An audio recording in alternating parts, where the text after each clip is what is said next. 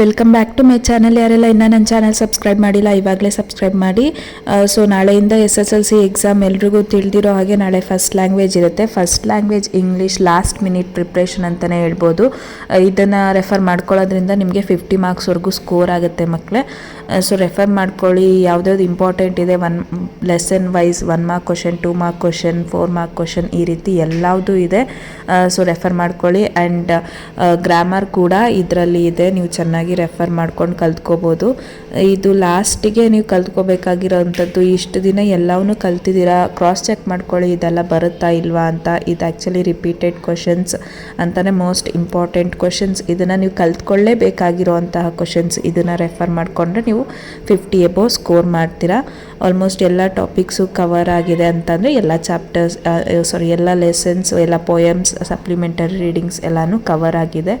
And grammar ಕೂಡ ಇದರಲ್ಲಿ ಇದೆ, ನೀವು ರೆಫರ್ ಮಾಡ್ಕೋಬೋದು.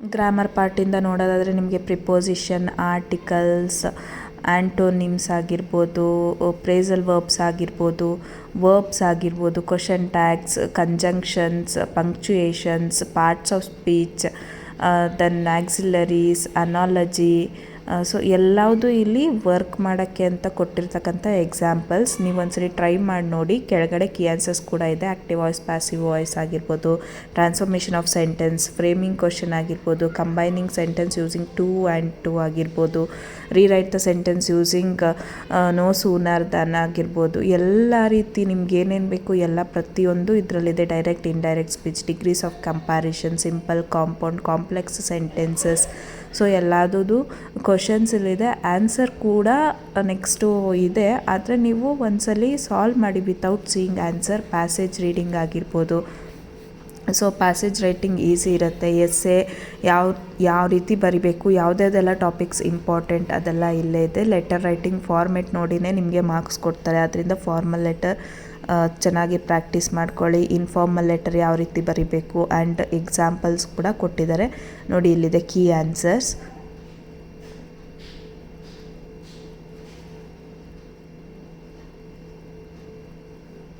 ಸೊ ಕೆಲವೊಂದು ಎಸ್ಸೆಗಳು ಕೂಡ ಇಲ್ಲಿದೆ, ರೆಫರ್ ಮಾಡ್ಕೊಳ್ಳಿ. ಸೊ ಈ ವಿಡಿಯೋಯಿಂದ ಏನಾದರೂ ಯೂಸ್ ಆಗಿದ್ದರೆ ನೀವು ನಿಮ್ಮ ಫ್ರೆಂಡ್ಸ್ಗೂ ಯೂಸ್ ಆಗಲಿ ಅಂತ ಶೇರ್ ಮಾಡಿ. ಆ್ಯಂಡ್ ಜಾಸ್ತಿ ಟೈಮ್ ವೇಸ್ಟ್ ಮಾಡಬೇಡಿ, ಬಿಕಾಸ್ ಇನ್ನು ಕೆಲವೇ ಗಂಟೆಗಳು ಮಾತ್ರ ಉಳಿದಿದೆ. So all the best. Thank you for watching.